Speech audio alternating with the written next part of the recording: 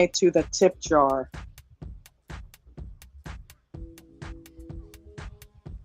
Ah.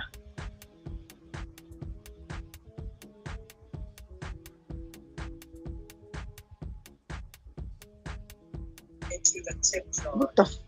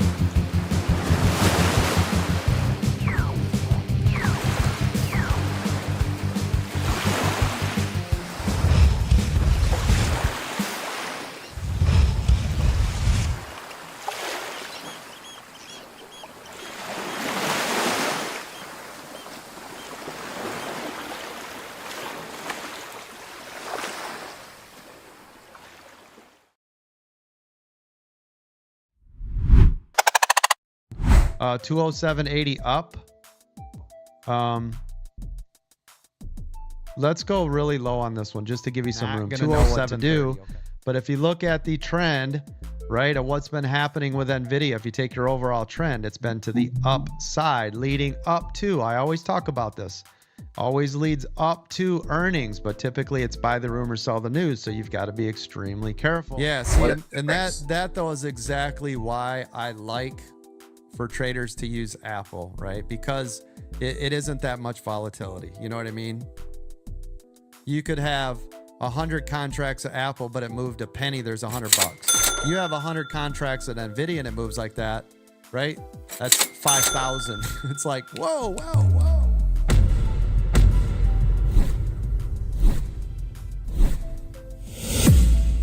Let's make it rain. Join American Dream Trading's live trading weekdays 9 a.m. Eastern Standard.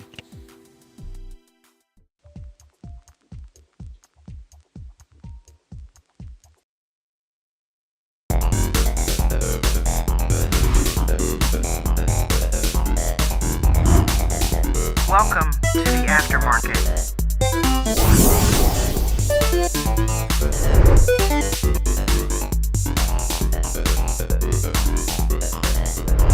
American Dream Trading.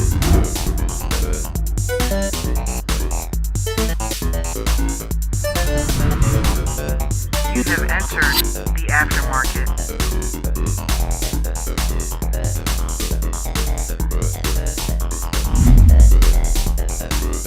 AmericanDreamTrading.com.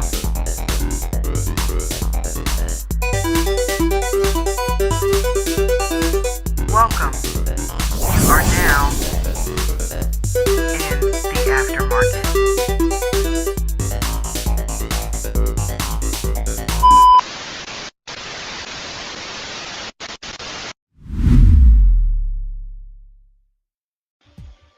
Welcome, ladies and gentlemen. It is American Dream Trading's The Aftermarket live chat and watch party. I'm your host, Dan J Video Reacts, aka Dawn. How is everybody? We had an amazing show last night with Palm Coast, huh?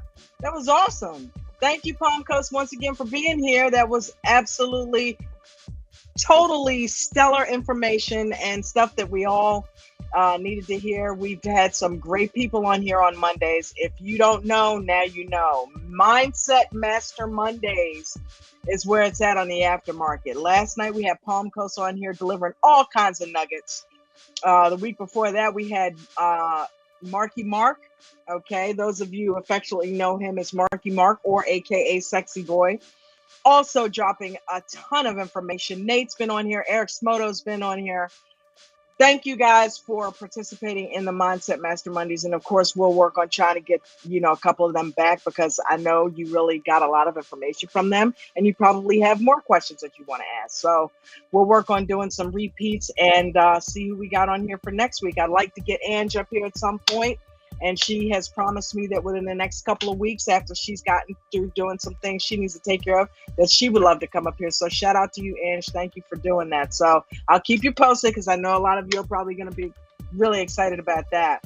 I'd like to get a few people like Ted up here. I mean, there's quite a few people that are doing well, that have a lot of information to give a lot of our new people out there. So we're going to try to get them up here for you. Just tune into Mindset Master Mondays, and that's where they'll be. So as for today, listen, I was inspired by what has and is happening in the Zoom call. We had a very interesting afternoon, to say the least, on the Zoom call, just with different people offering up, got something in my eye, offering up opinions, offering up concerns. And it was just really awesome.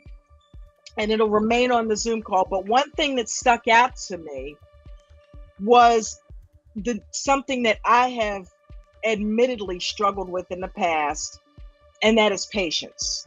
Patience with myself as I'm learning, patience in the trades when I'm trading. I might have to get an eye drop or two here in a second. Hold on one second. Yeah, I think I got it. Patience is golden. And you know the phrase, the saying, patience is the virtue. It's in the Bible.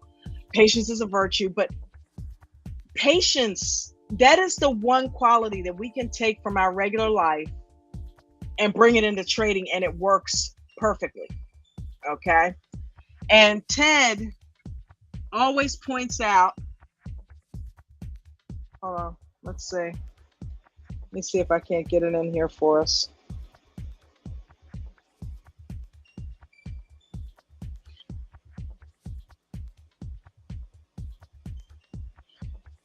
It was on the thumbnail.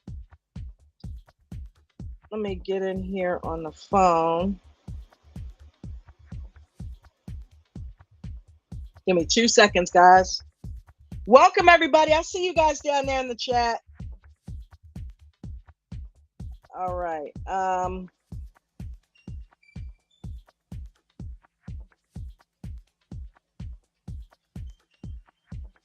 Okay.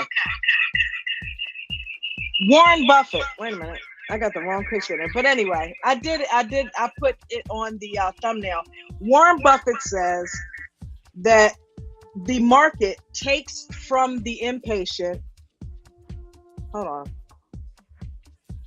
The market takes from the impatient and gives to the patient. And that is a statement that is so true. And not only is it true, I'm beginning to really live it on a daily basis with regards to my trading. That's pretty slick, huh? I got some sound effects going on.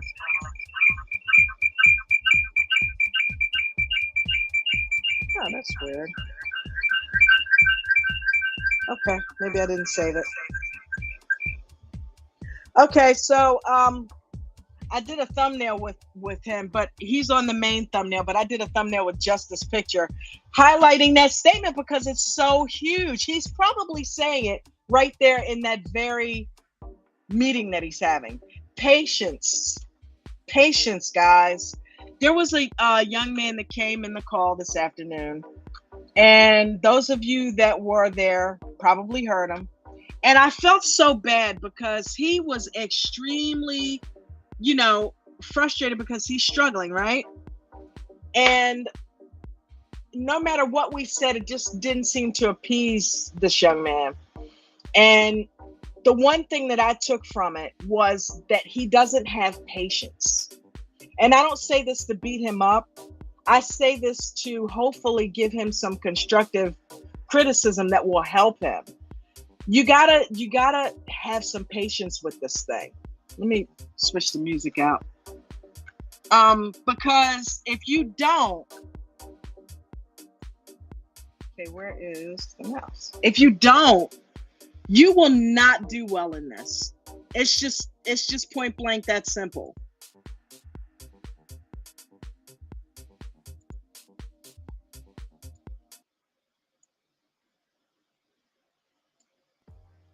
It's point blank that simple.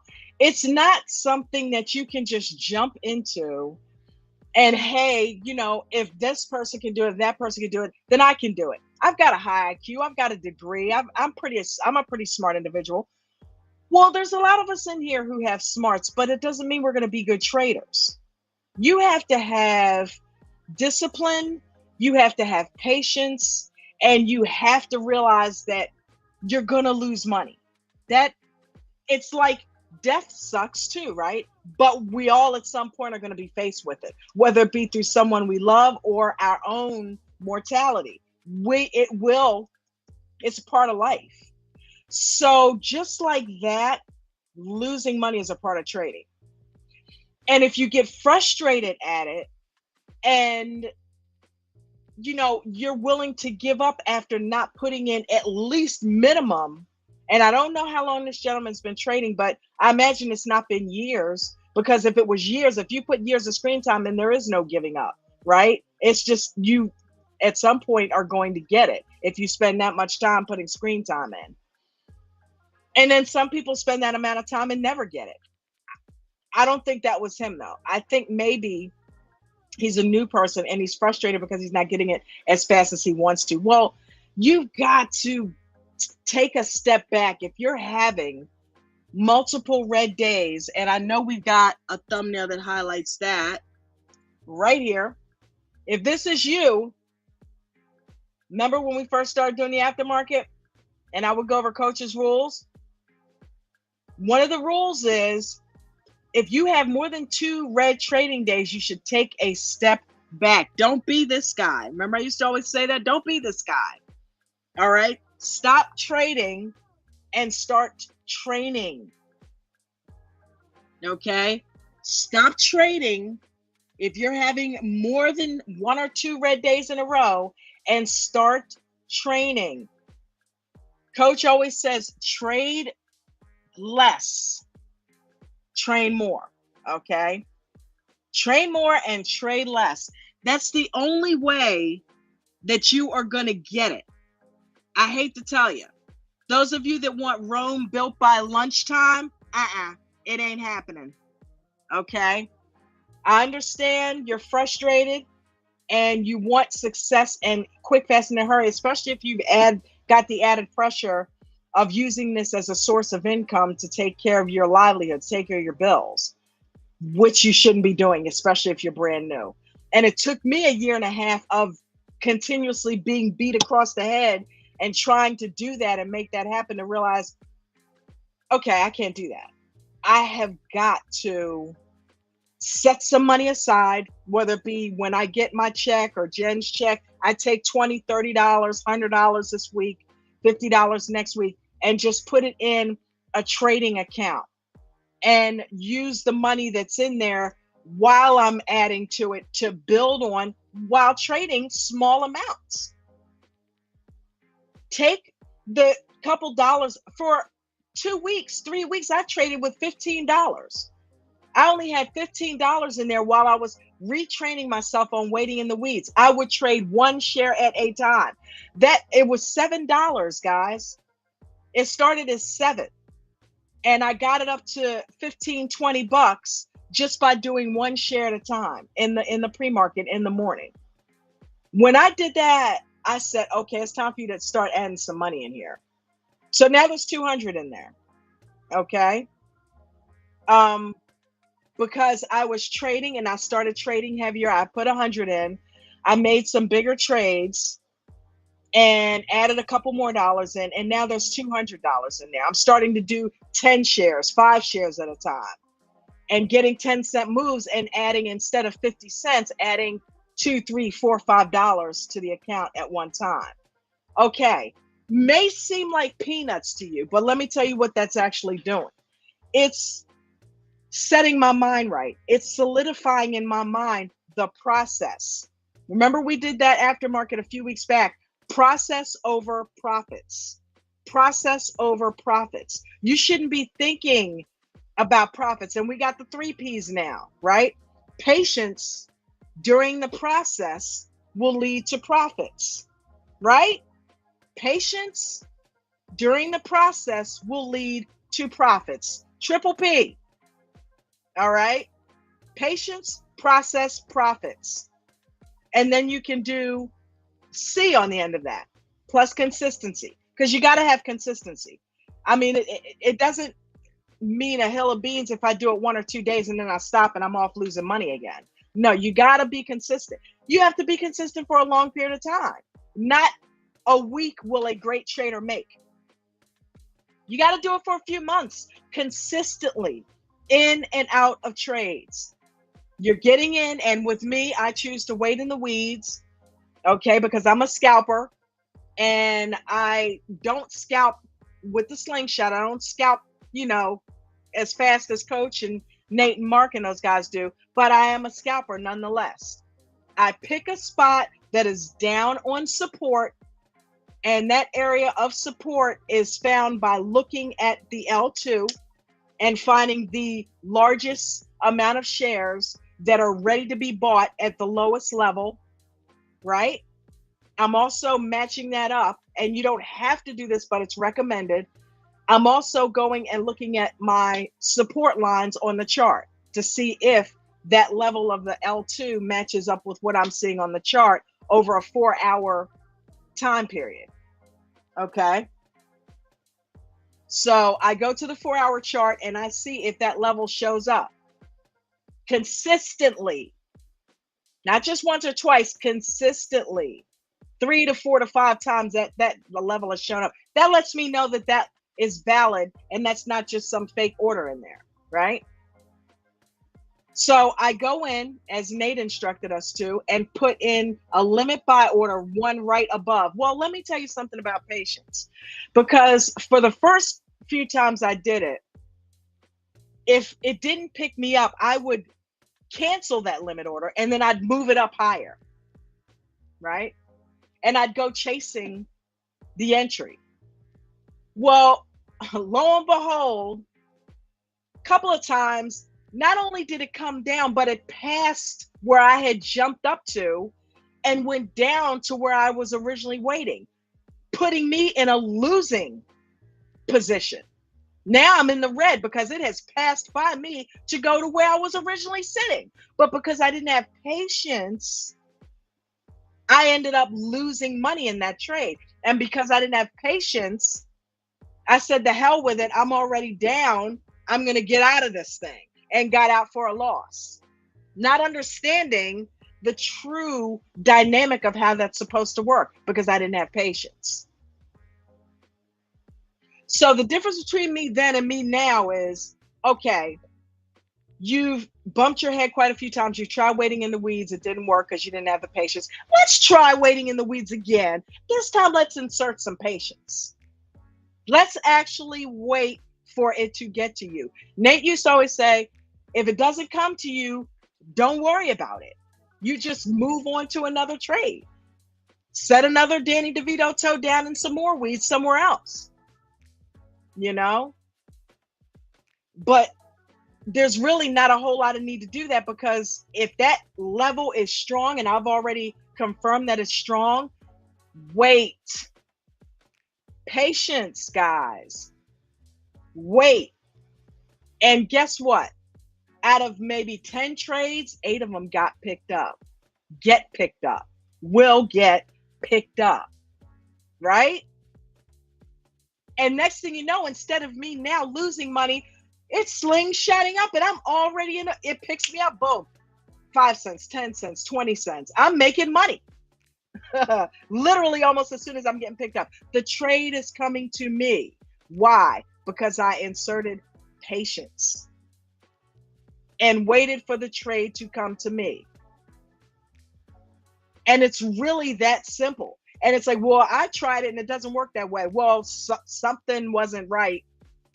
Something wasn't going right, because that's how it works. And it's been working for me consistently. I happen to know that Angela uses the same strategy. You see where it's gotten her. Nate uses the same strategy. You see where it's gotten him, or did use that strategy more frequently back in the day. Jimmy, those of you OGs who know who Jimmy is, use that strategy. You heard where it got him. It works, guys, but you need patience in order. That's the biggest ingredient to that strategy, is patience. So guess what? If you don't have it and you're determined to master that strategy, and I highly suggest that you master that strategy, especially if you're brand new, then guess what it's going to help you develop? Patience. Wax on, wax off. Daniel lost patience with that process. I'm just painting fences and washing cars. What the hell's going on? Okay, let's try this. Bam, bam, bam. And he's blocking using what he learned. Right?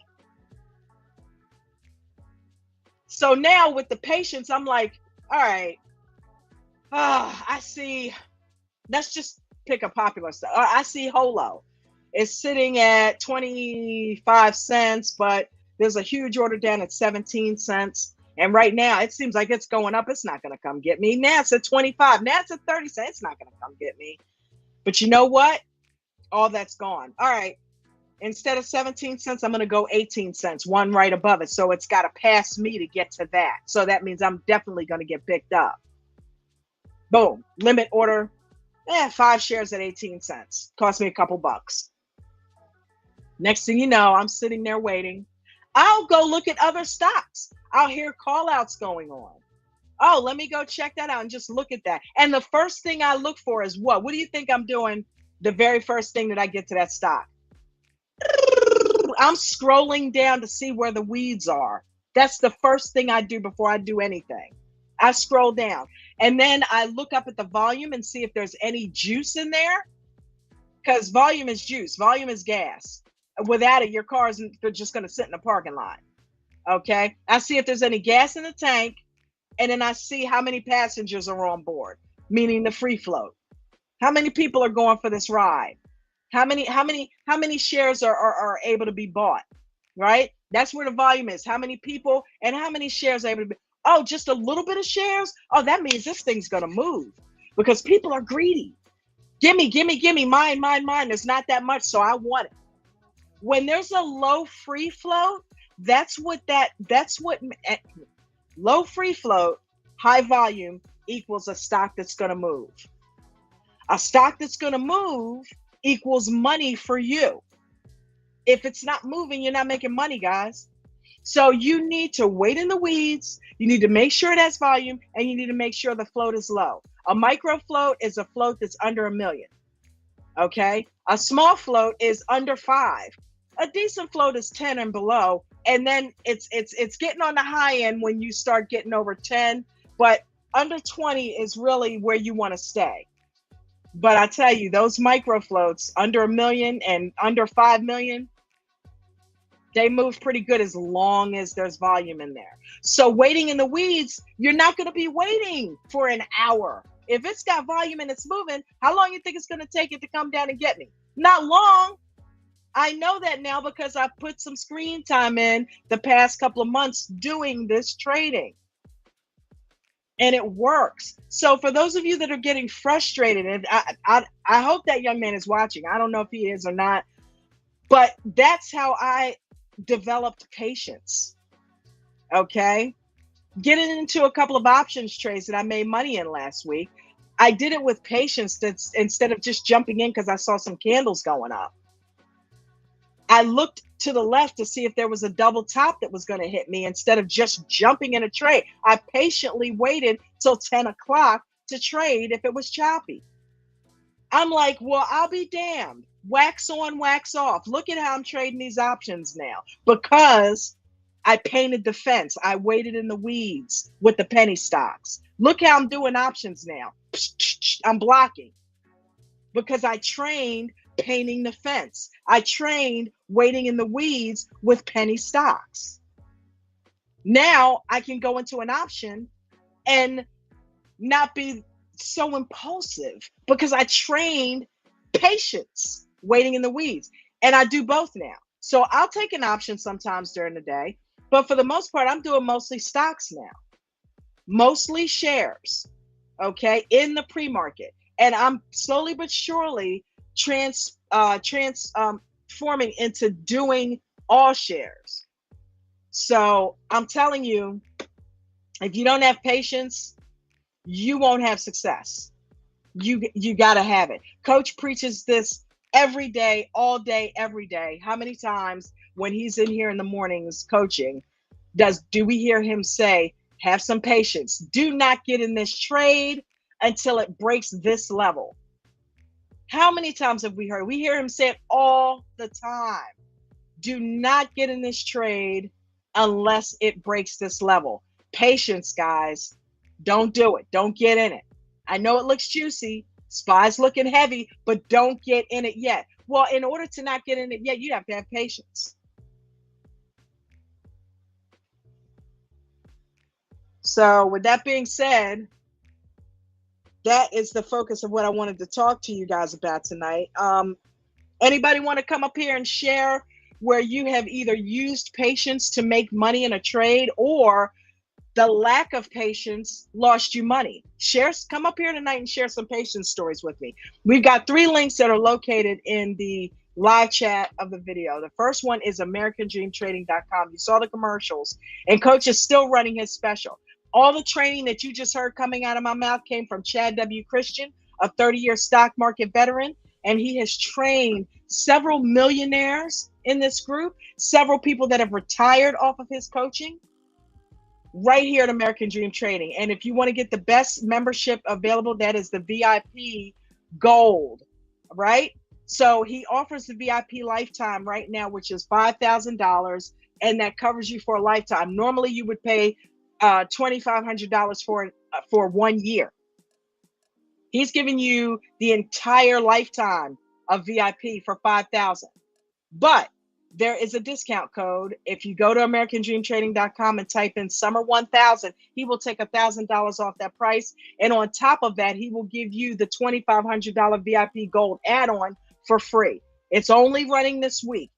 So many people took advantage of that last week that he decided to run it one more week. So if you don't have it, I would highly suggest you take out a loan, sell your car, sell your house.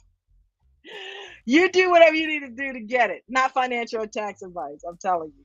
But do whatever you need to do to get that membership, because the stuff that I'm talking to you about, I had no idea how to trade a year and a half ago. No idea whatsoever. I didn't have any clue how to trade. I knew how to maybe do options. That's it.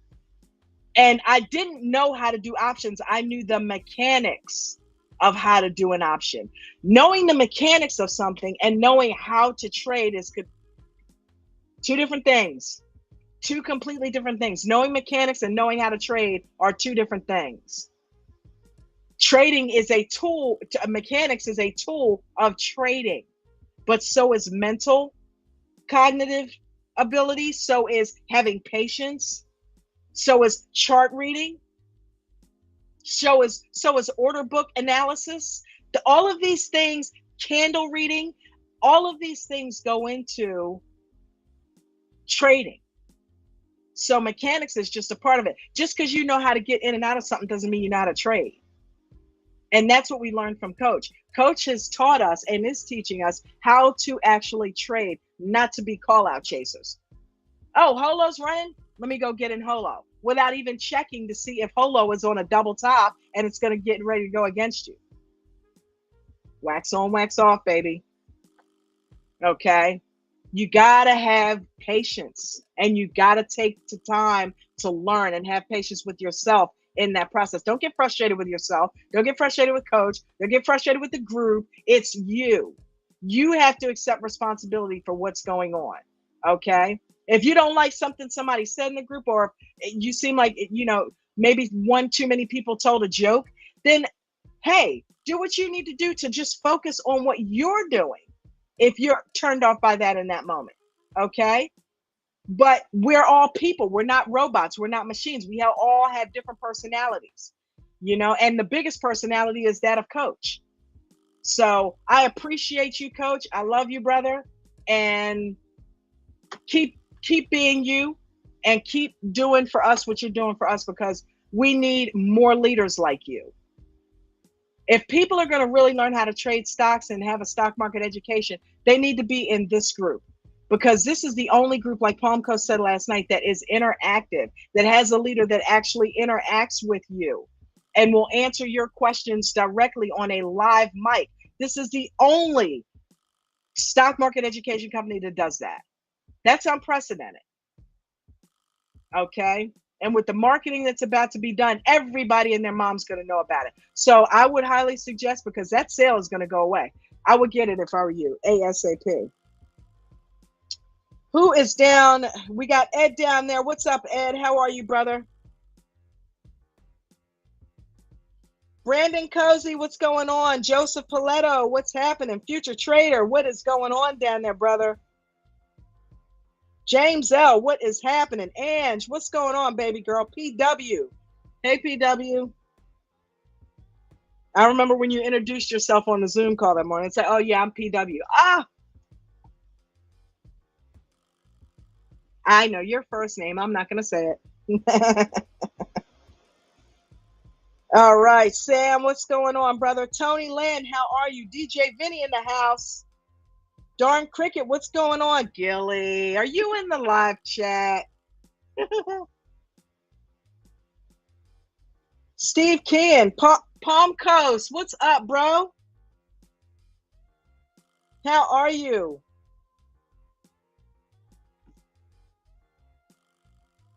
The filmologist. What's going on, filmologist? Eminem. What's going on, Eminem? Is something wrong with the link? Because why is nobody up here with me? Miranda, what's going on, baby girl? Thank you so much for putting that in there.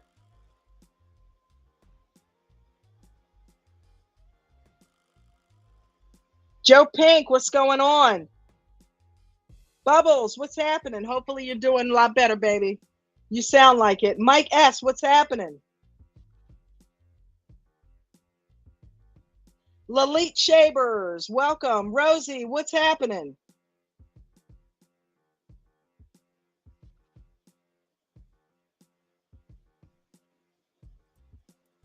Huh. Is it me that you're looking for?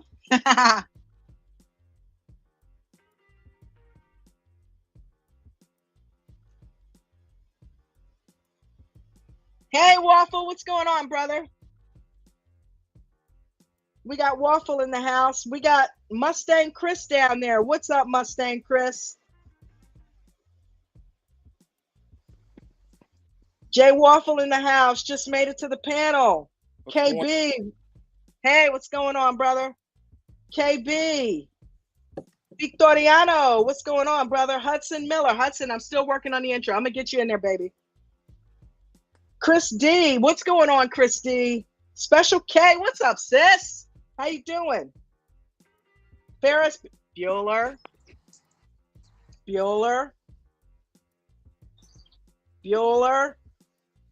Thank you. There's a ton of you in here. Please make sure you guys hit that like button. And don't forget to subscribe and put a comment on the video. It helps the algorithm. What are you laughing at, Waffle? Oh, just the antics in the room makes me happy. We got 38 likes. Cool. 52 people, only 38 likes though. Let's get that up to at least 52 likes, guys. Let's knock it out of the park tonight. So what did you think about what I was talking about with patience? Yeah, we all need to work on it, right? Yeah, I would think. And I think that's probably the biggest problem with me was patience. Yeah. It's an ability we need to hone and obviously acquire first. As we get older, our patients don't hang around. So yeah,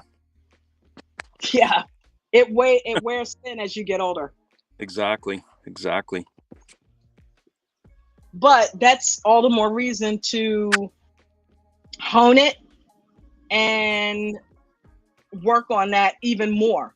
Absolutely. Because if we do, we're going to make some good process profits, right?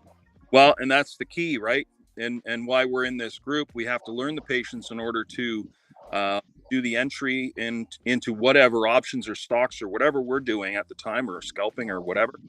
And if that entry point is not right, yeah, we're anxious, man. We want to make that cash, but if it ain't right, it's not right. So right. And it's funny. I'll just relate a little story. One of my best friends, he's not in the group or anything, but for years and years and years, he's always said to me, hey, Waffle, I don't have any patience. And we would literally go to a restaurant, okay? And we would sit down, we would order, and he would ask the waitress or waiter, how long do you think it'll be?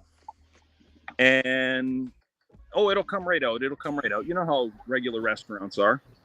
Yeah. So he turns around, and 15 minutes into waiting, and he's ordered like, a half decent plate of food that takes a few minutes to prepare. He has gotten up and left after 15 minutes. It's taken too long. And I'm like, really? Ironically, his name is Ted as well. And I said, are you serious, Ted? You mean like we just drove, for instance, we used to go down to the States all the time shopping and picking up cars and stuff. And we've been driving for 8 hours and he can't wait 20 minutes. So over the years, I broke him down, right? And it was like, no, we gotta work on this. We gotta stay and wait for the meal. So it's the same with the trading. It's the same with the group. We are some people are more advanced than others in the afternoon competition. And I don't know how to put this politely, and I don't want to offend anybody, and I don't want to zero anybody out. But we just have to acquire a patient for every single person in this group. And if we have to tune it out at times and do about exactly what you just said in the intro about doing your own thing for the day, for the minute, whatever, just till the antics goes away or whatever we're joking about, because we need relief. So it is a happy medium. Then that's what we got to do. That's my opinion. That's only my opinion. And awesome when it is. Thank you for sharing that and being transparent. We gotta loosen it up, because we have to remain professional. We have to make sure everything stays to the point and concise, but there are going to be moments when we cut up. Yeah. And there has to be room for that. Just like you have to give in a trade, you got to let your stop breathe a little bit. You also have to let a person breathe a little bit and be themselves, as long as they're not over the top and taking too much away from the group. Come on, we're people. If we can't laugh and joke, that's what families do. We can't laugh and joke every now and then. I mean, we had this issue going on, over almost a year ago, where it was like, it almost got too stoic in the group, and it was hard to breathe. I mean, if somebody said one word that didn't have to do with trade, they were jumped on. And you can't have that either. Oh yeah. Yeah, you can't. I'm sorry. You got to have a happy medium. Yeah. And everybody, again, has different personalities. Everybody has the more serious type, and some of us have the joking one. To get through stress, a lot of us joke around, but we're learning. Absolutely. So yeah. That's how some people deal with stress. They may have had a bad day, and they figure if they crack a couple people up just for a minute, that may help them relieve their stress of the bad trade they just made. And that's what I do. You don't know what people are dealing with. That may be how they deal with it. Humor. A lot of people do that. Yep. And you know what? For the most part, I'm gonna be open and honest. Sometimes we don't feel comfortable talking to anybody, and now we found a group where people help each other, how we listen, how we love each other, how we're transparent with each other. I might not be able to talk to my own wife about certain things, but I can talk to you guys. I can't figure that out, but I mean, you guys are strangers, but you're not, right? Yes. So we have to be patient with everybody. We have to be professional. We have to have a balance. We have to have all of that stuff. And again, as I mentioned in the Zoom call, I'm not sure if you had left by that point or not, but Coach has opened up the advertising floodgates. And yes. Yeah, I heard it. I heard you say. Yeah, everybody else is. We're all now promoting a company that Coach created, and we're going to have new people in. And like a grade school or high school teacher, they get 30-40 students every year. She or he has to start right from ground zero with the next class. Well, we might have to do that on a weekly basis, because again, how many hundreds and thousands of people are going to come in here? So yeah, I don't know. I'm getting off, but no, you're good. Thank you for expressing that. That's true. And I'm letting a bunch of you get a head start. I'm warning you, but once I start getting on them lives, it's over, baby. I'm gonna start trying to reel them in. I'm telling you, because it's a good. We need, like Palm Coast was saying last night, and welcome Palm Coast once again. This is the place to be if you're truly serious about learning how to trade and learning how to trade the right way. This is where you need to be. So who better to put it out there than people that know from the inside how genuine Coach is and how real and effective his training is.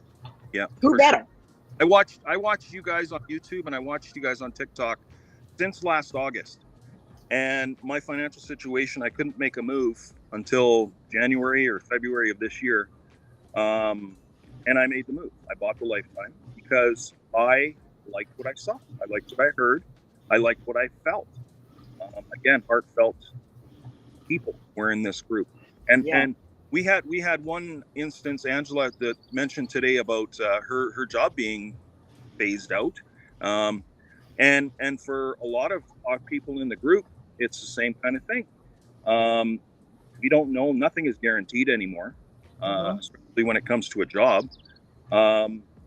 This is the alternative. And I mean, Angela finding this group was a blessing to her in disguise, and she didn't even know it at the time, but God was directing her.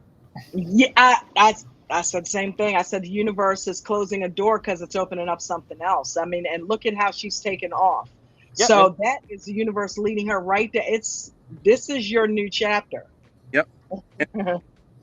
And in order to get to the new chapter, you got to close the old one. So. Yep. Sure. I like your comments. I really appreciate what you had to say, because there was quite a bit of chatter about that towards the end of the day today. And anytime you're in part of a new, exciting, growing environment, there's growing pains. And when you have an environment where people have access, people are going to see things different ways based on their social styles. So managing diversity just becomes something that you got to try to navigate as you grow with the different people that are in the group. And just kind of give a really broad brushstroke overview, there are people, there's 4 basic social styles, and I hate to lump everybody into this, but everybody usually has a dominant and a backup social style somewhere in this, and everybody's comprised of all 4 parts. Okay, so don't take it too much to heart. I'm not like assigning people different social styles, but quite often you'll find somebody that's very assertive. They're very kind of type A. Some people know what that term's about and stuff. Absolutely. And they're going to want to forge forward at a rapid pace, and that would leave some people behind. There are people who are highly analytically minded, and people who are highly analytical minded want details. They don't care about the banter. They don't want to be driven forward. They don't want to be run over. You've got people who are very amiable. People who are very amiable quite often tend to be a bit passive, but it makes them some of the kindest, warmest, gentlest people you ever want to meet and have as your best friend, because they're the people that are always there for you. But they're not going to be as bold as somebody who's more assertive, and they're not always going to reach out. They're not going to force their way into a room or a conversation, but yet they still need to hear things. And when you are the person sitting in the chair and you have people from very diverse backgrounds and social styles, the challenge isn't for the person sitting in the chair to cater to every single social style. That is literally impossible. Right. You can't be everything to everybody, but you can be everything to somebody. And that's not always going to hit and touch 100% of the bases 100% of the time. And there are some people who are going to have to manage through their own social style, because for most of us, if you've reached a certain point of maturity, you realize that your greatest strength is your greatest weakness. The person that is driven needs to learn to dial it back in a group setting and participate from that capacity. The person who is highly analytical needs to allow for some banter, because not everything is going to be a chart and a graph and a delve down to the penny every single moment of the day. The person who is more amiable is going to have to learn to assert themselves from time to time, to pipe in and ask a question and stuff. So it's usually a personal growth issue for the people that are coming in, because education isn't something that's forced on anybody. It's something that you have an opportunity to take as somebody else dispenses it. So when we go in the room, it's up to me personally. I'm not going to talk about anybody else. It's up to me to extract from that room what I can, how I can. And I need to understand that in a dynamic environment, which is what we have, and it's part of what keeps it very interesting and not stale, I need to extract the things that I need to get. It means that I'm not listening to every single call out. It means that I'm focusing on coach.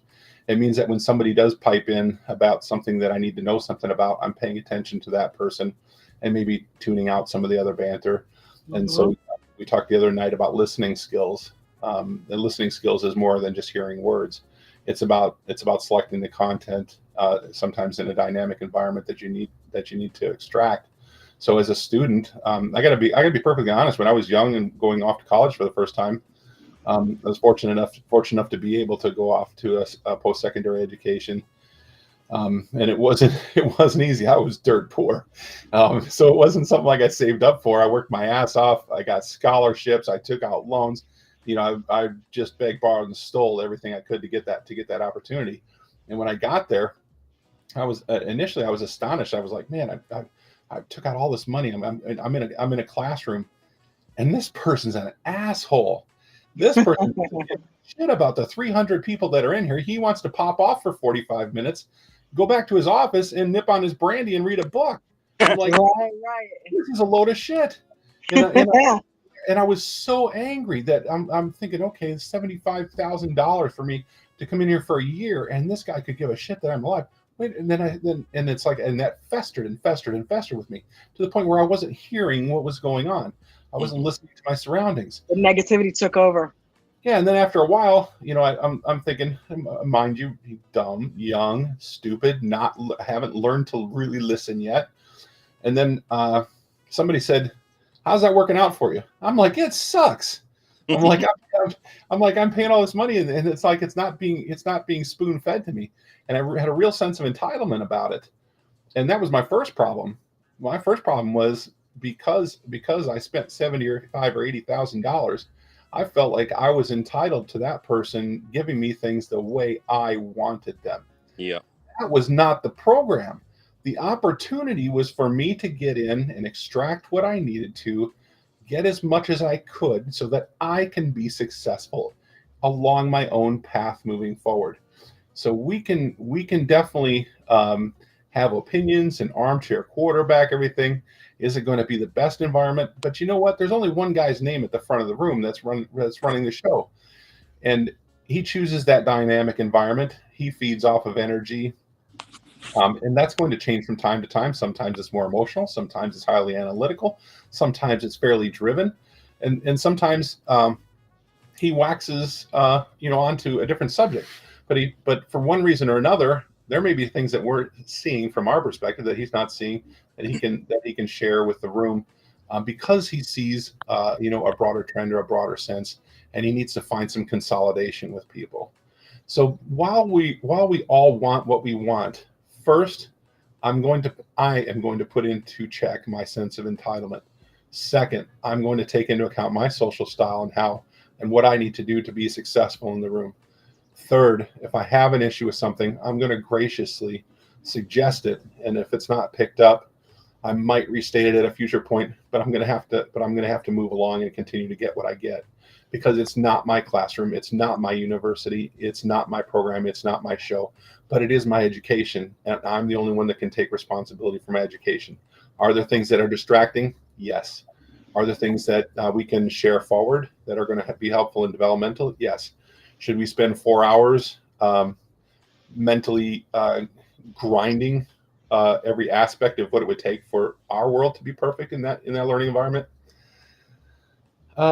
Maybe it's time to kind of balance, find some balance with a self-check on that too. I'm not saying that anybody's wrong about the things that they're saying. I'm just saying that when I go in, I need to be humble enough, and I need my sense of entitlement, and I need to understand that it is a privilege, regardless of how much I've paid, because I have paid an ass load of money for education over the course of years, 6 figures and 6 figures and 6 figures. So to come into a really modestly priced, top shelf learning environment, which you are in the forefront of, we should be humble and grateful first. Provide absolutely feedback when we can and when it's reasonable, and at a time that's appropriate. Like, today was, at the end of the day, there was quite a bit of conversation and stuff. So in any event, that's kind of my 2 cents. And I am humbly grateful for the opportunity to speak today. I'm humbly grateful for the opportunity to help people on a daily basis. I dissect some trades, work through mental strategy, work through patience, like you were talking about, and then I'll wrap up with my own opportunity for patience real quick, and then I'll step aside, because I've already yammered on long enough. People are already getting sick of listening to me, I think. No, not at all, dude. I'm like, don't go. No. I just to stay on point just a little bit. Thank you for letting me share that, and thank you everybody for hearing what I had to say. When it comes to patience, before I started with American Dream Trading, and I would get, just like anybody else, I'd get a little bit emotional about something. I was actually trading AI, and AI had gotten beat up with the big pullback in 2017, and 2021. I mean, that thing dropped like a rock. I mean, it was at, $40, $50, $60, $80 a share. And it had gotten down to $16 a share and $10 a share. Like it even got down to like below, sub $10. And it started to move up. And I waited and waited and waited and waited. And I bought what I thought was going to be the bounce somewhere around the $16 to $20 mark. I started accumulating it, but I was so intent on owning that I wasn't paying attention to the technical indicators. And I chased it and I bought it because I wanted to have some, because I figured as soon as this thing rolls over, it's going to take off, and I just needed to be a part of it. So I wound up purchasing a pretty good chunk of it. By pretty good chunk, I mean probably enough to buy a condo worth. And it continued to take a shit. And I was sitting in it and sitting in it and sitting in it.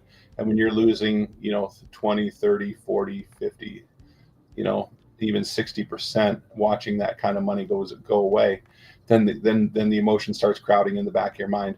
What am I doing? You hear about the crash of 2008. Most people took the bath because they didn't exit. And I didn't know if this stock was just going to become like a pot stock is now, where it was just going to waste away to nothing. So I wound up taking a $30,000 smack on it. 30. Yeah, that was brutal. So when I say you learn with your checkbook, you really do learn with your checkbook. But I didn't have the benefit, some of the other things that were here. It was, I was quietly, working on my own and stuff. So, by not waiting for it to show at least a single bottom and then a double bottom, and then to find its way back up, I was intent on owning it because I thought the price really just couldn't go any lower. And as it continued lower, I shit my pants, and it cost me a ton of money. That is a $30,000 lesson. Anybody got a $30,000 lesson they want to share today? I've got a 25. I got a 25. Yeah, right. So I put all my. Okay, so when it comes to, I thought a $700 lesson was bad. It is for my relative size account. Sure. I'm not saying this, that other lessons aren't important. I'm just saying, and then then you step back and look in comparison and take a look at a lifetime membership in VIP. Yeah. Holy shit. As you progress forward, those moments are going to come and go. You have the support of a larger room. Whether or not there is antics and shenanigans and expressive people and driven people and all the things that go with it, we have access to it, and for a very, very nominal fee. Some people, might feel or say, "Oh, well, I've spent a big chunk of money," and it is a big chunk of money in larger perspective. But it's not when it comes to how much you can lose. It's not in comparison to half the things that you will buy in your life. So let's put things in perspective. Because I paid for my lifetime VIP, that doesn't mean I can come in and control the room. That doesn't mean I can tell people how they can act and how they should act when there's a person sitting at the front of the room that decides the environment that he feels best, for learning and such. So, exactly. Well said. Yeah. Wow, Palm Coast. Do you write? No. You should. You need to. I've got over three. That book. I've got over three. But I do have the benefit of over 30 years in operations and development and training and growing franchisees. And to somebody that doesn't know what a franchisee is, it's an independent business owner that bears the name of a larger company. And when you sit down with somebody who owns a franchise, they can tell you to F off, and they don't have to listen to what you have to say. So you need to be on point when you come to sit down and talk with a business owner about their business and the things that they want and how they can be successful. I think that's really, really important. I come in, I dodge in and out of here from time to time and stuff, and I hear Dawn talking about the things that people need to be successful. This isn't for Dawn's benefit. Dawn doesn't make any money sitting here. If she does, if you give her something, put something in a tip jar, and that's a reasonable thing to do because she is here donating her time. Yeah. To help people be successful at the things that they want to do, the things that they want to acquire. Dawn sits in here with, upwards of, 100 people, talking to people about how they can do the things in detail, about how to go about getting the things that they want. If you want a new car, if you want a house, if you want to be able to pay your bills, if you want to be able to buy clothes and put food on the table and start a college fund for your children. Dawn is sitting here doing that, talking to us about the things that it takes for us to be successful. And I'm ever so grateful for that. I'm ever so grateful to be in this room and in the Zoom room and in the VIP room, and to be a part of the American Dream Trading community. Thank you for letting me. Thank you, my brother. And we're humbled by your presence. I mean, you are an extremely powerful speaker, and the cool thing is, you don't even have to be over the top to be as powerful as you are. And you have this calm demeanor, and you have this way of just putting something so eloquently that you're in awe when you're listening. And I didn't even say anything this afternoon with all the conversation that went on, but I feel like, damn, if I were the person that came, and said some of the things that were said, I would kind of feel bad right now. I would kind of feel like, yeah, what the hell? What?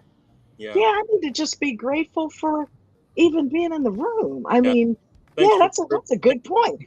I certainly don't want anybody to feel bad, but I want to lend perspective. Yes, that's it. So it's like when something isn't going bad in my world. When I was younger, I would point my finger every direction but myself. This person's screwing up. This person treated me badly. This person cut me off in traffic. This person ran into me with their shopping cart, and so on and so on and so on.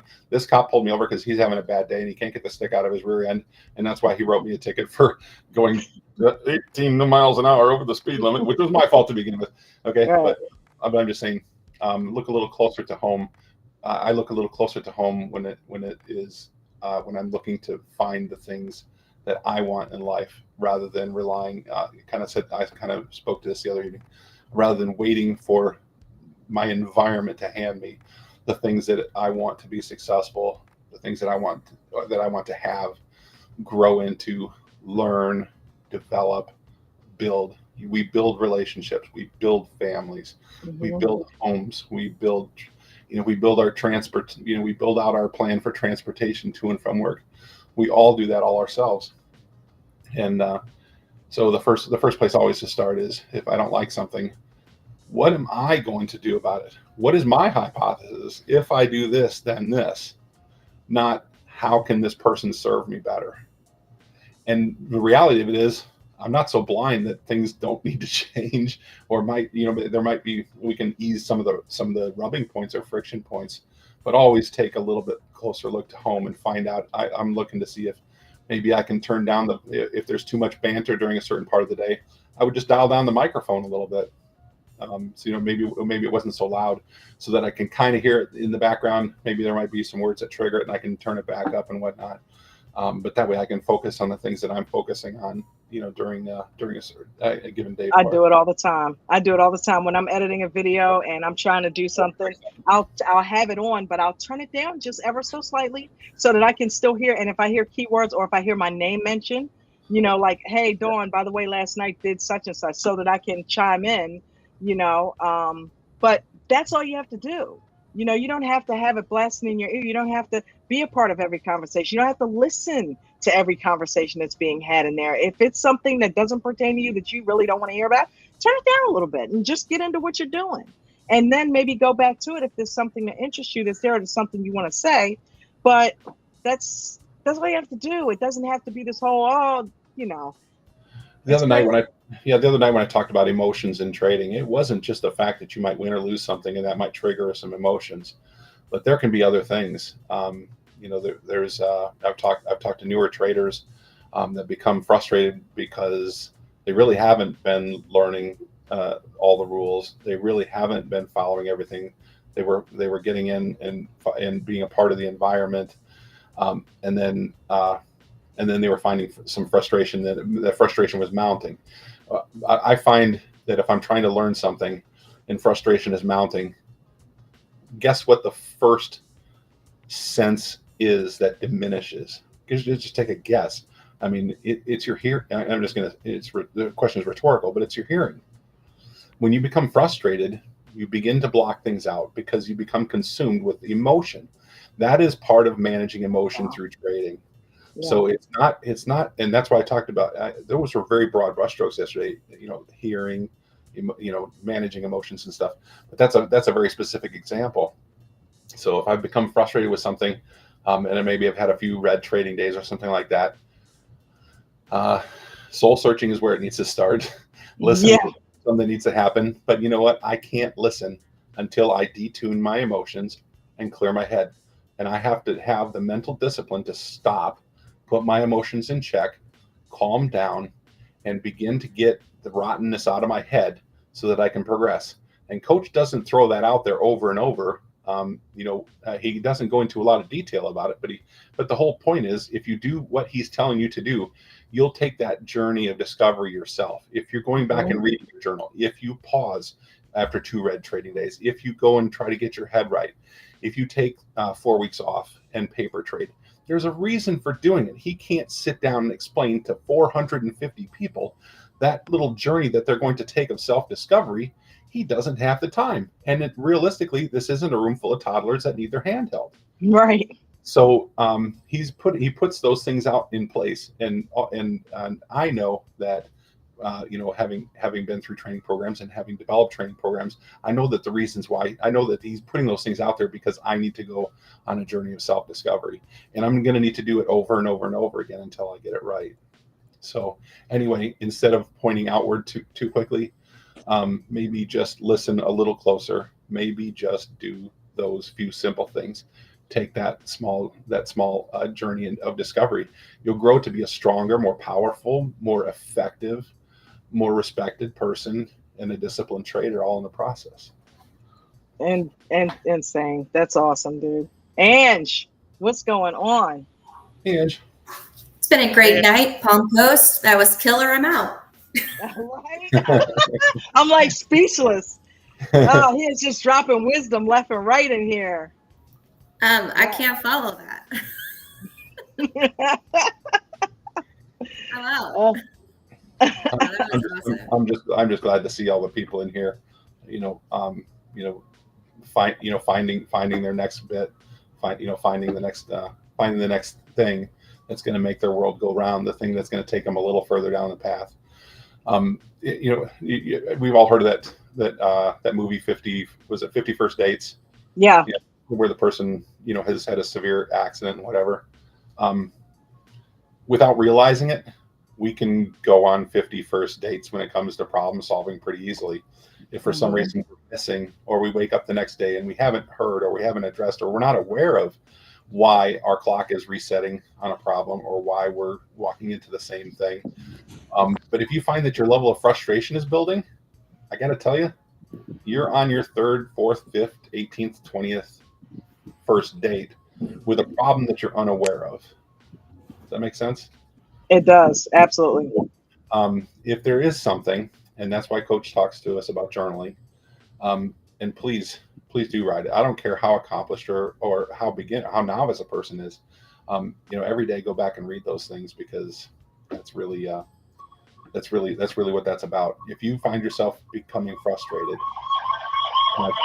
that's where you go. It is about an undealt problem, an obstacle that you have not overcome. And the only way to do that is to stop trading, read your journal, and figure it out. Yep. That's the juice. That's what he doesn't spend 45 minutes training in 40,000 different ways to make that sink in with everybody around. So that's it. But do the things that he says. You're going to go on that journey. You're going to be able to find your way through some of these things. And when you find your way through it on your own, there is nothing more more powerful. There's nothing that cements it more in a person's mind. There's nothing that will make you a stronger, better person than when you actually go down those roads, do some self-examination, and find that direction. And you'll come out stronger every time. And then you overcome the next obstacle, and the next obstacle, and the next obstacle. There's an old saying: you can take a bundle of 100 sticks, you can't break it all at once. You've seen that, pictures. Sometimes people even have like a bundle of 100 sticks in their living room, hanging on a wall or above a door. It's to remind them that you, out of that bundle, you can take one stick and break it. You can take another stick and break it. Those are problems. You can take a problem. You can come to grips with it. You don't have to pick any certain one. Don't pick the thickest one in the bunch to begin with. Sometimes you got to break 10 or 15 small ones to kind of work your way up to another one to gather some strength. But don't become frustrated when you can't break the whole bundle. Pick one, figure out the solution, ask yourself, what can I do? If I do this, then this. It's called a hypothesis. If I do this, then this is the solution. And write that down. Like this is like old Japanese wisdom, but it's really, dude, that's never going to go anywhere. I'm so written that on my mind, because I'm thinking too, sometimes you can break some of the 15 smaller sticks, and that will take care of one of the bigger sticks that's in there, because it exists because of some of those smaller sticks. Yeah, dude, that's true. Oh man, this is insane. Problem solving comes in a very simple format, and if you can write this down, it attributes to your memory. It's just called a basic hypothesis. If I do this, then this will happen.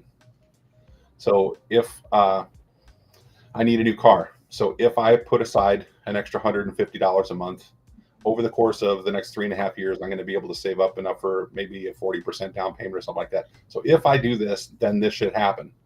And along the way, if you're not getting the results, then it's called, or you reach the end of that period, 3.5 years, and you don't have the money for the down payment, then you reevaluate your current situation and find out what it's going to take to get to that goal. But it's usually as simple as, if I do this, then this is going to happen. So when I'm going through my journal and I see the same problem reoccurring, I need to develop a hypothesis, and I write into my journal, okay, if I do this, then this will happen. And coach gives you some of those things. He just spoon feeds them to you. If you start effing it up 2-3 days in a row and you lose 6% of your account, if I stop trading, if I paper trade for 30 days, then I should be able to find success. If at the end of 30 days you can't figure out how to make it successful, then you need to go back and reevaluate your current situation to find out what it's going to take then to be successful. So he already gives you some of these things, and it's not because he's guessing. It's not because it's his flavor of the week or the moment. It's because the guy does have 30 years in real operations experience and training, and he realizes that if he gives successful people the tools, successful people will use the tools to find the path and be successful. If I find that I am angry and self-serving and coach this and coach that and this person this and this person that, all I'm doing is blaming everything around me for what I'm not accomplishing or developing in myself. And if I find myself spewing that nonsense, I need to stop and do a self-check. Why am I doing what I'm doing? Am I happy doing what I'm doing? Do I like what I'm doing? Do I need to move on to something else? Or do I need to reach out and have somebody maybe explain it a little better to me and stuff? And all those resources are there. I'm sorry, I've been on my soapbox for like way too much of this. I wasn't even like no, we got a 2-day mastermind. I'm loving this. No. But anyway, again, I humbly thank you for the opportunity to share and be a part of your forum tonight. Well, thank you, and hopefully this is not the second or last time. Feel free to come on here whenever you want, Palm Coast. I mean, this was a treat for you to come back on here tonight and drop the knowledge that you did. So thank you. Big time. Big time. Yeah. And I'm sure people are in the comments reeling. Okay, I haven't looked at them yet, but they've got to be. Some people that are probably watching this from home is like, who is this guy? What? Where's he? Yeah, that's Palm Coast, baby. You've got to come in the group. You got to join in order to be able to listen to Coach, to hear some of the tutelage from Palm Coast and some of the other mods on a regular basis. You got to go to AmericanDreamTrading.com. You got to get signed up, and preferably with the VIP plan, because that is where you're going to get the most knowledge, the most training. Ange, with that being said, how'd you do today? I had a great day. Sweet. That's yeah. Followed all the rules. Worked on some mechanics on my phone.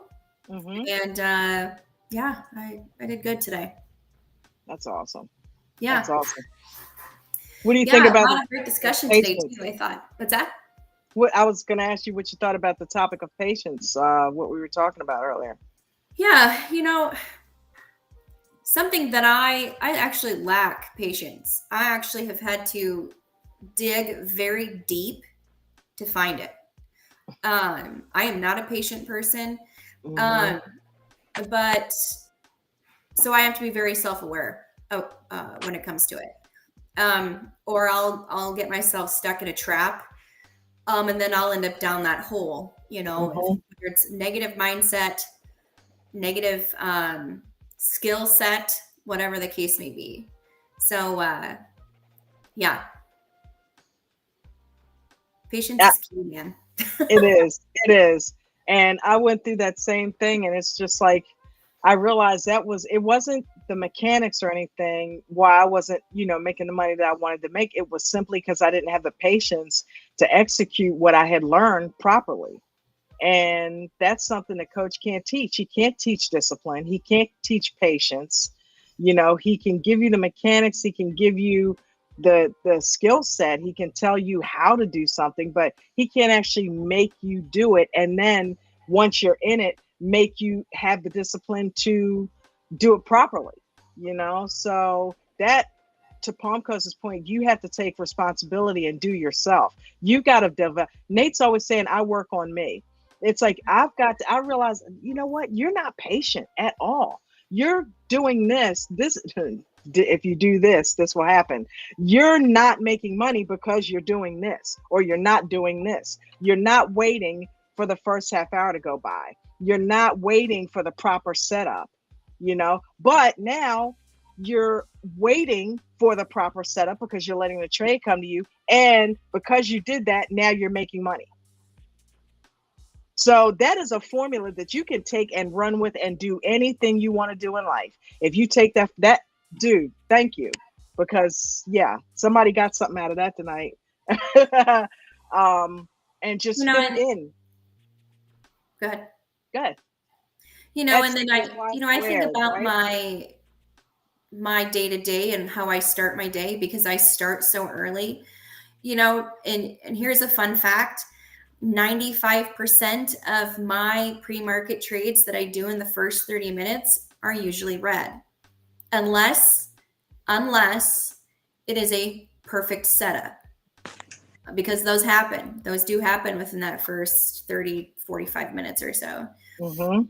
So, and I know, because I've learned now over time, that it's not a good idea that I trade those first 30 minutes of the morning. First of all, I'm not really awake yet. Let's just start with that.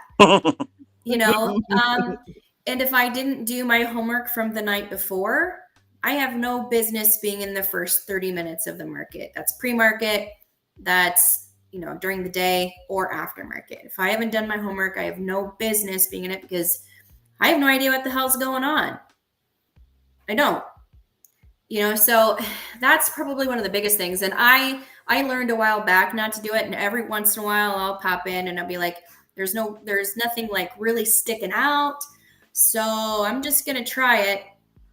And what happens? You take a red trade because you're being stupid. Womp, womp, womp. I'm being stupid, right? And I'm not following, what I know, but I'm keeping my losses really small. So there is no miracle here. I take red trades too. So I don't typically trade unless I have everything planned out, charting, you name it.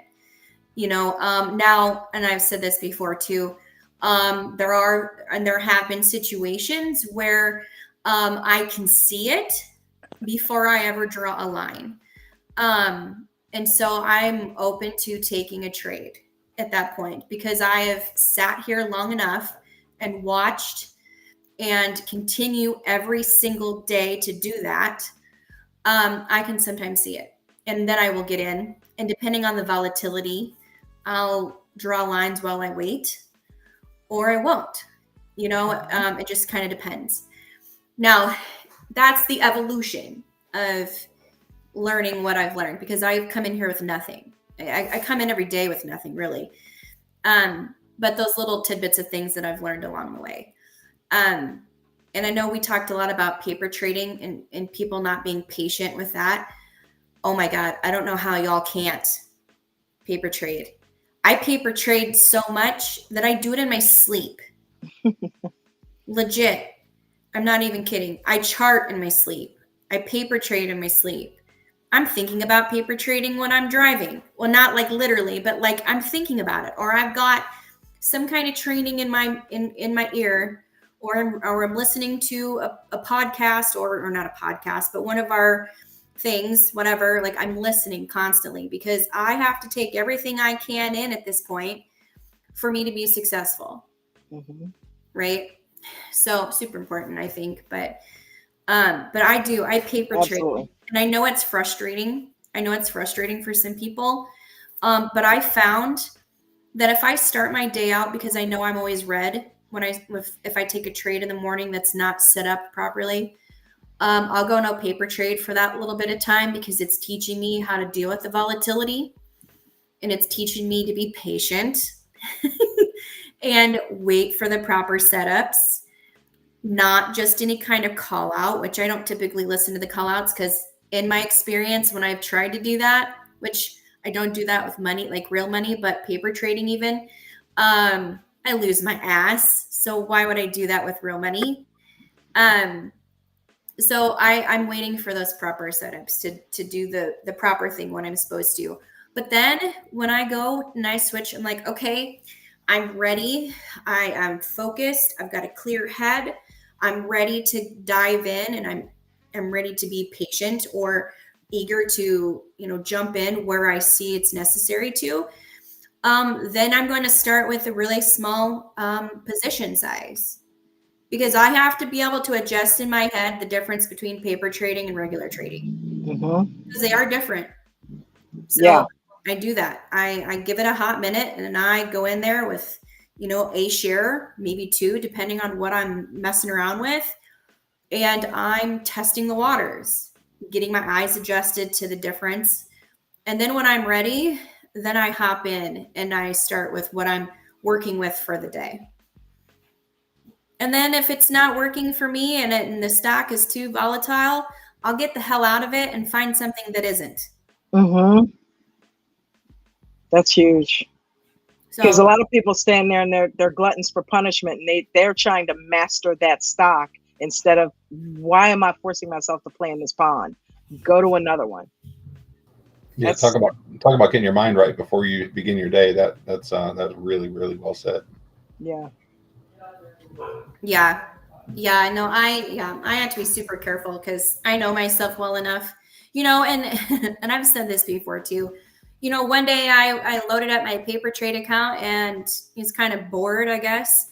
The market wasn't really doing anything. So I just willy-nilly clicked on it, blew the whole account up on paper trade because I wanted to watch it die. And I wanted to see what that looked like so that I could identify if I ever messed it up. I don't want to do that with real money, Yeah. Just like I don't, we talk about too, where, focus on shares over options.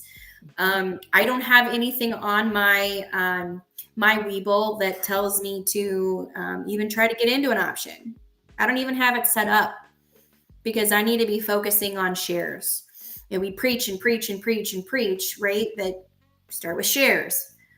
Well, I don't have any business doing options if I can't do it.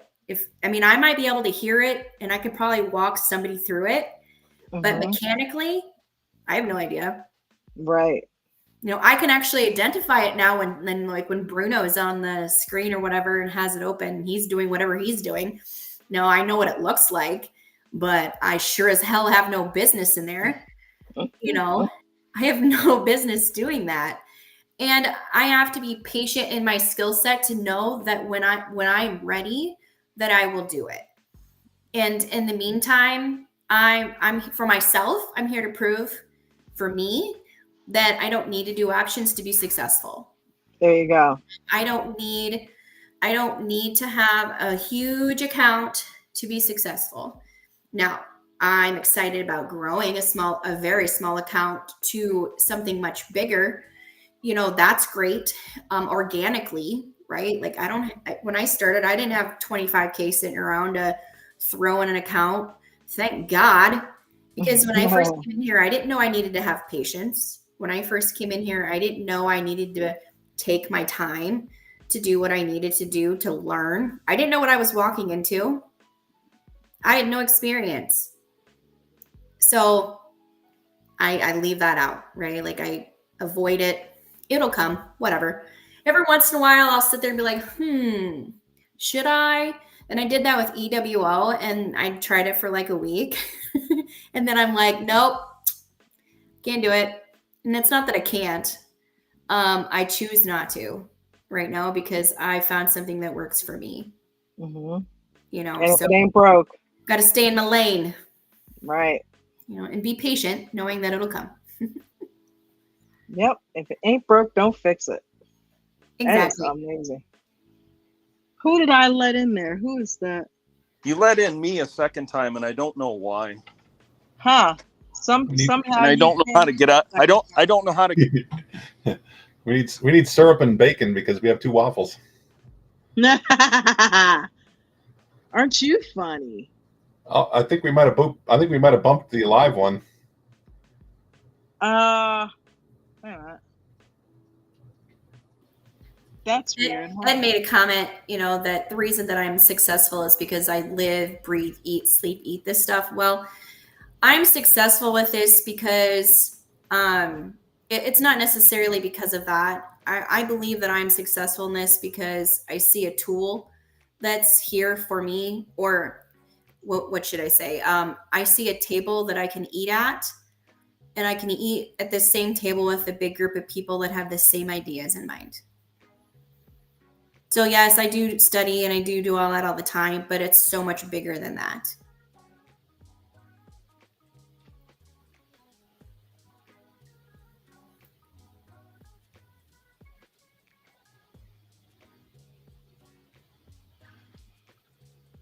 Okay. Waffle, that's you, right?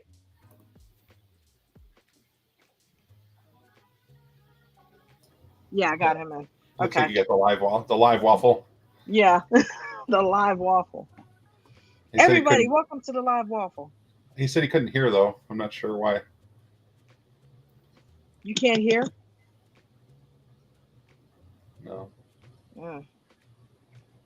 I don't know. He might be going through issues wherever he is. Yeah, that's a good idea, Waffle. Go out and come back in. All right. So yes, I trade. I have not fallen in love with the stock yet. I'm getting there. I don't know. Like, I like to trade the hot stocks. It's easy for me. I can go in there and throw some lines in. I'll figure it out eventually. Where I want to really like get in and like look. When I grew up, I want to be like Hange. Well, I'm a very busy mother. I work my tailpipe off. Not really quite sure you want this. Want to be this life. So, just Ann, what kind of a trader do you feel that you are leaning towards becoming? Do you feel like a candlestick or EWO, or what do you gravitate towards? So to be honest with you, I have gravitated toward the way Nate thinks and using the L2 and the candles. And just scalping like crazy. But that's right now. I see myself possibly, and I say this because it'll probably change a million times before I get there. I see myself doing a lot of, I don't know, I want to dive into like the YMAX and the YMEG eventually when I'm ready. Because I want to free up time and stuff. But I also know myself that I want to be done by a certain time too. And I think because I came in with nothing, I didn't have any thoughts or any pre-established opinions about trading and different philosophies and things like that, that it allowed me to gravitate. And so I use Nate as an example because Nate and Mark were the first 2 people that I came in here to in pre-market, and it's kind of just evolved that way. And so outside of that, I don't know. I just don't know yet. But I do know that I like to stick with what I feel works right now. Yeah, right now it's not a lot of long term commitment on that choice. It's just kind of where is it pulling you right now? And then I think I see a lot of people that wind up successful down the road. They learn to get in. I kind of oversimplify this statement. Like, get in, get green, and get out. And if you do that over and over and over, if you have profitable trades, it doesn't matter if it's 5 cents or 20 cents or $1 or $20 or $50. You can get in, get green, and get out. That's pretty much what coach says. You need to be able to find an entry point and an exit point. And if you can do that over and over and over, you'll begin to finesse the top sides and the support and resistance lines. You'll learn, you learn more along the way and stuff. And I think that just doing that over and over and over, over the course of time, you'll start to gain confidence in how far you can stay in something. But it's definitely very rewarding to get in and have a green trade and then exit the trade, and then and never ever regret. Once you've sold, never regret it. So some stocks are just gonna just take off and bolt when we sell them, and that's just the nature of it stuff. But if you got in and made green and got out, you have won. And if you can do that repeatedly over the course of time, the more you learn things, the more you're just going to make, the more you're going to increase your position size, and let the trading pull you forward. There's a lot of people that I hear that push trading forward. Yeah. They're pushing into options. They're pushing into position sizes. When I hear people say, when can I start using 100 contracts, or when can I use 1,000 shares and stuff? It's very much alongside. If you're asking the question, you're not there. But listening to you talk is just very reassuring, about how you've developed your mind. You prepare yourself for your day. You're careful about your entries. You're choosing, you're doing the best you can to select the exit points and stuff. And I just really think there's a lot of really good things ahead, because you're taking a really fundamental approach and really painstakingly working on the things that matter. So, I mean, congratulations. I hear good stuff all the time, and it's really great to hear. You're keeping reasonable position sizes and stuff. The money will take care of itself. You keep doing you keep focusing on the things that you're doing. The money will take care of itself, and you won't have to ask what your next position size is, because it's just going to be comfortable. You're just going to start doing it. Mm-hmm. I mean, I've done some really stupid level contract sizes in the past, and sometimes I've gotten clipped a little bit. Sometimes I made just a shit ton of money, but I was pushing way beyond what I should have been doing. I think my largest contract trade was around $132,000 in profit in one day. But it was foolishly large. I mean, I was just really pushing into something that I shouldn't have. But anyway, just keep doing it and let it pull you. Let the stock trading pull you forward. Don't push it forward. It's just going to happen organically. That's what I love about it, is like, I'm in no hurry, right? So for me, it's, I just got my horse blinders on, and I am just paying attention to what's in front of me. Coach has given us the tools that we need and all we need to be successful here. It's up to me of what I'm allowing to interrupt those blinders. So that's up to me. So that's just how I approach it, and then at the same time too, like, you talk about what that future holds, because I take things day by day, really. I can't think past that. I'm too tired by the end of the day to think any further out. But for me, it's giving back, right? So for me, it's giving back to the very community that's given me this opportunity, right? And so it's giving back to the new people, who are maybe coming in with the empty cup too, or coming in with the burning desire in their bellies to do the things as well. Or it's the individuals that are peeking through the horse blinders, who are looking around, and have no idea where the hell to start, or have no idea where not necessarily to stop listening, because we don't want that, because you want to hear everything, but know what to listen for, and be able to identify what those things are in the very beginning. I can remember my first few days and I'm like, holy hell, where in the hell am I supposed to start? And then you hear the little tidbits, throughout the day, follow these instructions. Granted, it's evolved even since January. Now there's the onboarding, and I even went to the onboarding when it first started, and I had been here for a little bit, and I need to do this again, which I haven't, but I need to go to it again and just see how much it's changed, to see if there's some little nugget in there that I may have not heard several months ago, to see if I can catch it again, and not to go in there to, chit chat or whatever, or ask questions, but rather see if there's a little nugget, Do you ever rewatch a movie 2 or 3 or 4 times and then hear stuff you've never heard before? All the time. Yeah. Absolutely. I will funnel through some of the videos from time to time, and sometimes it's just even that, maybe something that I've been doing and but I've just heard it differently, a little bit different from a different perspective. And for some reason, it's sometimes those things sink in. But I can't tell you how many times I've reused video tools and gone back. And the people that seem to advance farther forward, you listen to, was it like Eric Smoto and David and some of those guys. They just made like a full-time job of watching those videos on weekends.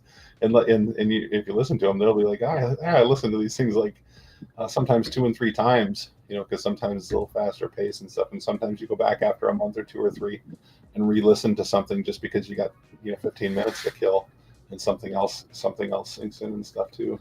But yeah, I do the same thing. I paper trade hypotheses when I'm not actually in a trade. I do it all the time. And people are saying, well, I'm in here, I need to start making money. And they don't want to go to paper trading, or I hate paper trading. Well, Jesus, it's such a valuable tool. You can test out things, and you can see if that entry point would have worked out. So next time you come across that setup, maybe you pause a little more, or maybe you jump a little quicker, or maybe you identify it a little more readily and stuff. So yeah, I love the fact that you're talking about you utilizing paper trading and when you're in between stuff. There's just so much to be gained from it. That's really good stuff.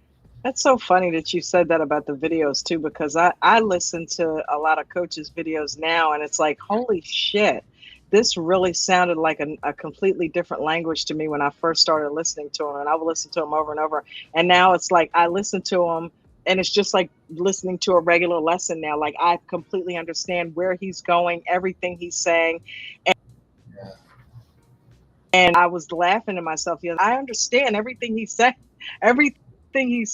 you know what I mean? Like I completely am on the same page with him with all of this now. And it's so crazy because it was so foreign to me a year ago, So yeah, perspective changes once you put enough screen time in, for sure.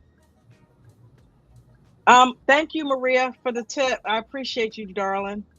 Guys, I've got a splitting headache, so I'm going to go ahead and end it here. I don't know whether it's because I've been editing or looking at the screen too long, but I'm like trying to play it off, but my head is like pounding on the left here. So, did you guys have anything else you wanted to add, or? No, thanks for having me. Get some water, some grapes. While I was guzzling down some water just now, I'm like, oh man, what is going on in my head today? And I've had it for a couple hours, so I'm like, what is happening? So I just need to probably rest my eyes or something. But yeah, man. Well, thank you, Palm Coast, for coming on. Waffle, thank you. Ange, thank you for coming on and sharing, and all of you guys being transparent. Palm Coast dropping the nuggets, just like last night. People have got 2 great shows to watch from you now on here. So, and I will be promoting the hell out of that. So, if nothing else is there, I'm going to go ahead and end with Coach's rules like we normally do. And peace and blessings to both of you, and to all of you down there in the chat. Thank you for being here. Miranda, thank you for putting the Restream link in there once again. And yeah, Everybody have a great night. I'll be there in the morning, 4 a.m., baby. That's right. Have a good night, everybody. Okay. Good night. Yep.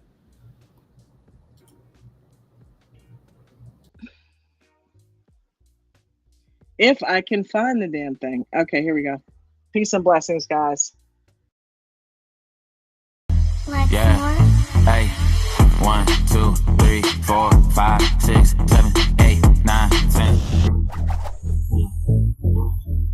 Never lose more than 1 to 3% ever of your total account value in any given day. Always make sure you have stop losses on each and every single trade, whether it's shares or options. Make sure you guys are practicing base hits. Don't be trying to go for those home runs. Everybody be cool with that. Every once in a while you get the home runs, but that comes back to our other rule. Let the runners run and stop out the losers, all right? So if we're getting hammered on something and it's going against you, just get out of there. If you're new to trading, do not trade in the first 30 minutes of the day or the last hour, ever. And if you are new to trading, do not use real money. You should be using simulated trainers, and you can use them on all sorts of different accounts. TD has them. TradingView, you can do rewinds. There's all sorts of stuff. Don't come in with real money blowing up your account. That is not how you want to learn. I want to make you a stock market trader and not just another call-out chaser.